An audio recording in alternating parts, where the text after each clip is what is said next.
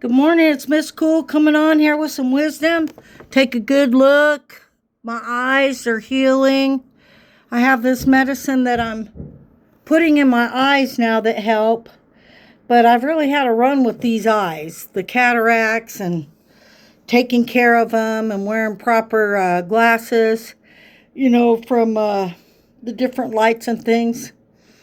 But, I'm coming on here because I like to share wisdom. Not only do I like to share wisdom, I like to pass some good thoughts on. Now, some folks don't agree with that. Some people think, well, you shouldn't share anything, and people find out on their own, and, well, you just got to let them. Well, how about if you don't just let them, but you let them and you add a little fertilizer to their story?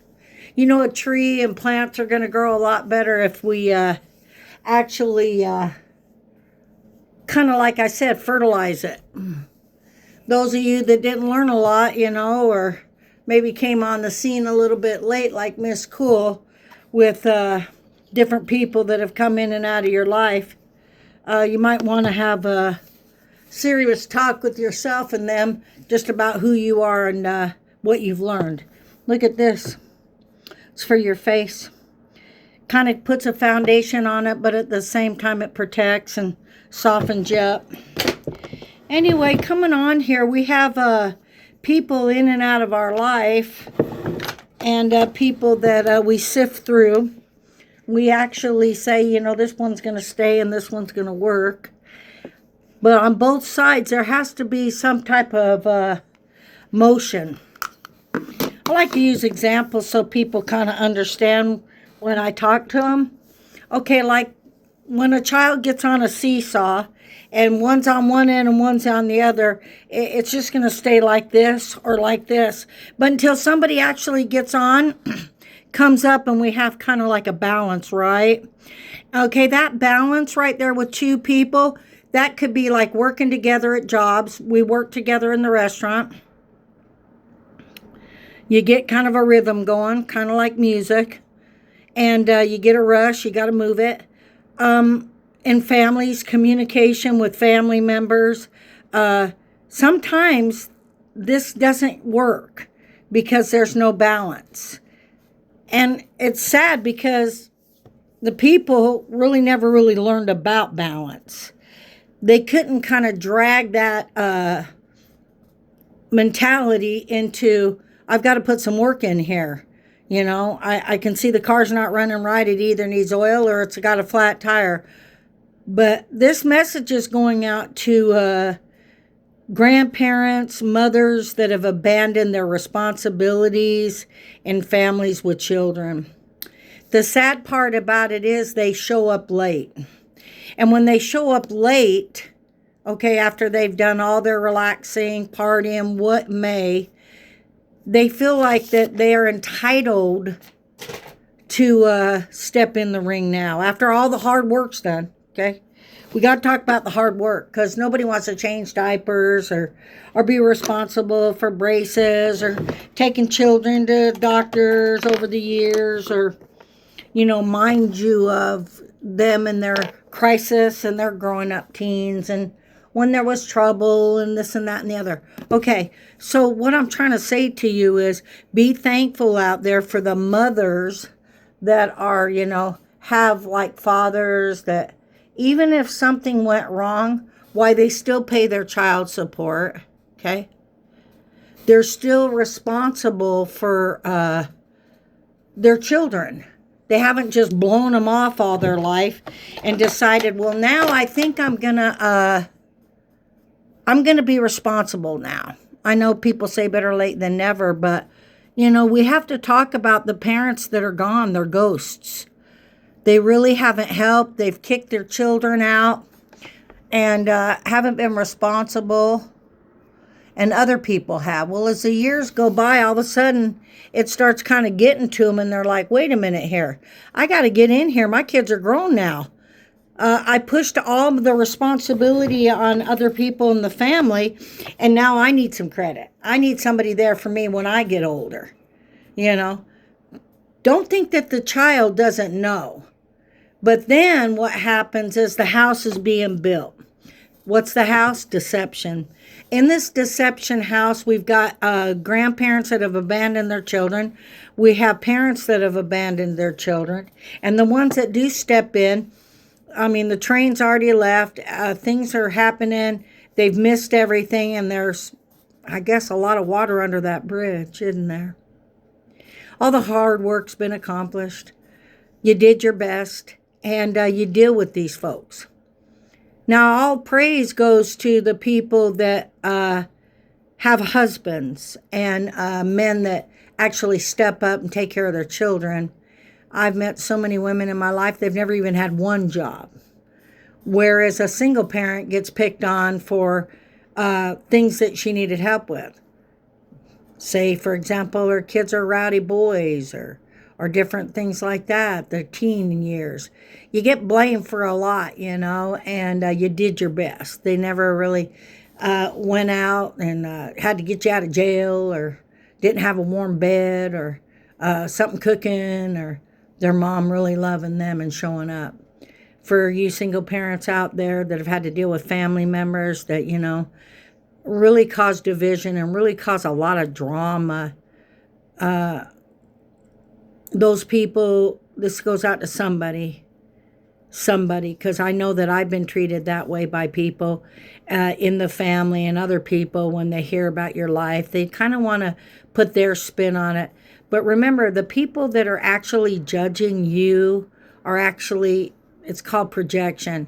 Now, I'm not doing projection right now. What I'm doing is I'm talking to you about being a parent, a single mama.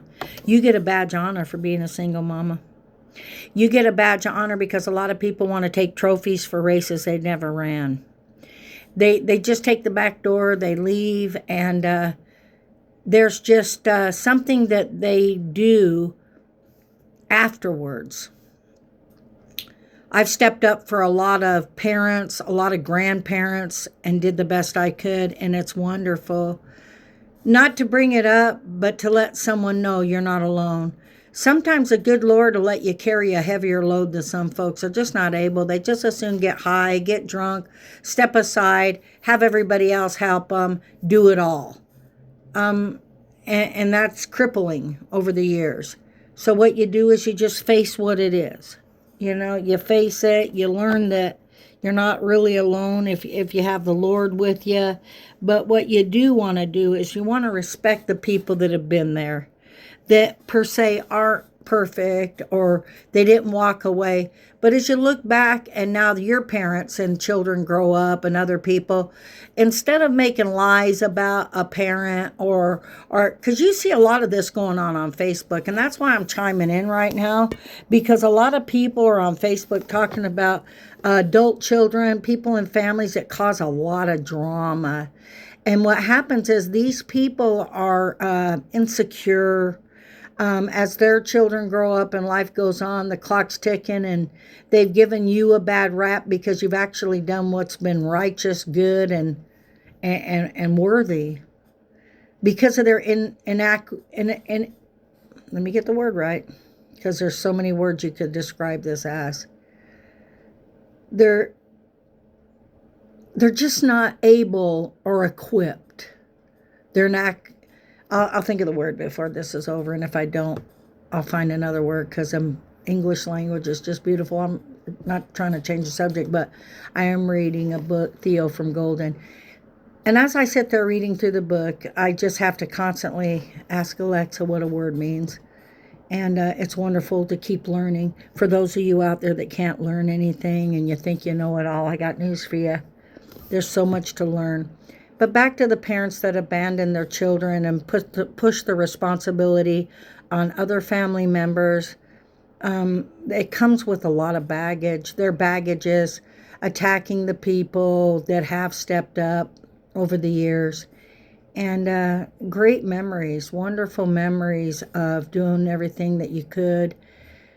I think it's a disrespect when family members come at you that way, because of their insecurities and different things that they weren't able to accomplish.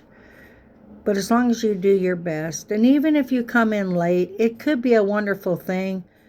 As long as you come in with your suitcase unpacked of truth it's always a good idea to come out first and say, you know, I haven't been there. I understand you have feelings. That's why I feel bad for some of the people that have given their children up and want to reunite. Seems like the children are so desperate to meet their real parents that they can't seem to grasp how they really feel. They can't seem to grasp that, you know, I want to really talk about my pain. That's what's wrong with the world today and families. People can't talk about their pain. People expect other people to handle their issues their way. Read a book. Let them. People are going to do what they need to do to get where they need to get. And if you're kind, you listen, you share, and know that if you are a baby mama and you've raised your children and you did the best you could, then I think you should put your head on your pillow this evening and just rest in that and know. But also you have to be able to point out, say for example, you got a slumlord. They don't fix your toilet. The place is run down. There's no grass. They haven't turned the sprinklers on. This is what happens nurturing with family members. It's pretty much an obvious.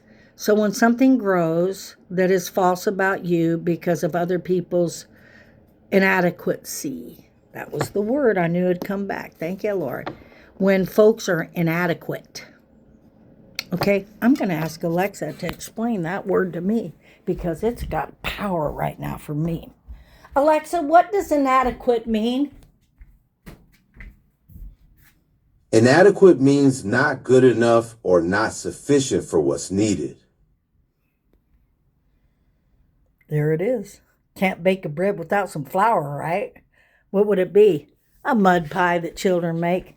So these parents and grandparents and family members that just can't step up and say, you know what? I have a responsibility. And then some people go back to, well, it was your responsibility to not choose someone that way. Did you know that people can change? Did you know before you judge somebody that's got a food stamp card or housing or had the government help them, you know, with 3 children and did the best they could, it could have been you. And the years go by and you're judging them now? Be careful. Be very careful. And for you mothers that have had a husband all your life, it's a beautiful thing. Respect that. You know why? Some of them and most of them that I've met have never even had one job. Do you know how many jobs Miss Cool's had? From a 5-star hotel to breakfast houses, steak houses, prime rib, serving folks for years and years. You want to take note on that, okay? Driving and doing things on your own for inadequate men and fathers that never had a child support check. You are what you are now. Believe that. And know that you can pat yourself on the back and say, you know what? I did the best I could. I showed up. I was there. For all you parents that didn't show up and you took off and now you're knocking on the door with your children when you kicked them out, I can name a lot of them. I can name so many of them in my family that were kicked out. I helped, took care of. Now the parents are on board. All the hard work's done. Let's see what I can say and do. Well, that's great now. And I hope you do, but don't come in and throw mud on the people that were there for you. It's Miss Cool saying a little bit of wisdom for somebody that's out there. If they want to judge, let them judge. And the book, Let Them, is good. But I'm going to let me, because I still got a voice. And when you have a voice, either sing, write a song, paint a painting. Look at here. Look at this one. Isn't that beautiful? So let it come out. And if it comes out like this, then that could be a beautiful thing. But it's okay to have anger. Anger's good. It's how you direct it. It's all a state of mind. Have a wonderful day. I've got all my trinkets in here I've saved for my children. Look at here. Look at the 3 of them.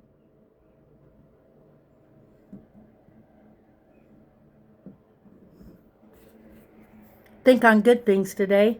And if you've made mistakes, always know my Jewish grandfather said, why, that's why there's erasers on pencils.